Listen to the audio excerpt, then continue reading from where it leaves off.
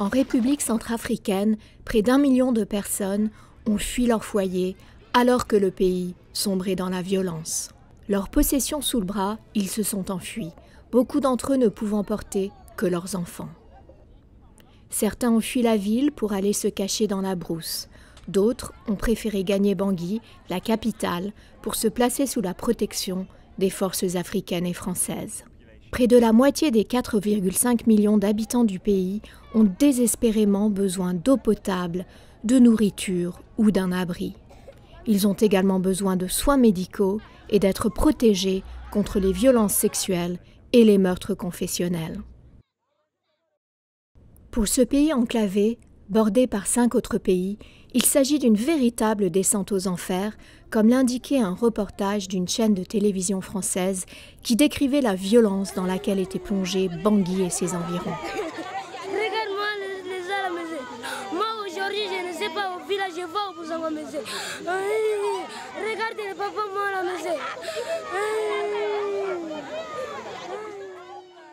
Si les coups d'État sont fréquents en Centrafrique, jamais le pays n'avait basculé dans un tel chaos. La dernière offensive des rebelles de la Séléka, alliance qui comprend des combattants venant des pays voisins, s'est soldée par le départ du président François Bozizé en mars 2013.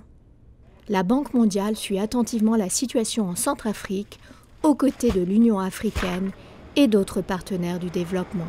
Elle restructure son portefeuille afin de débloquer des fonds destinés à rétablir les services publics de base et délivrer une aide d'urgence aux Centrafricains qui ont grand besoin de nourriture, de soins médicaux et d'abris.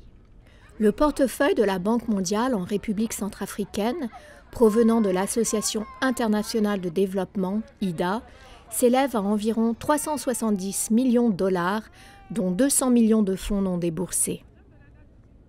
En 2014, la Banque mondiale va débloquer une aide d'urgence de 100 millions de dollars, visant à reconstruire les infrastructures, rétablir les services publics, distribuer de la nourriture, notamment dans les écoles, et envoyer du matériel et du personnel médical.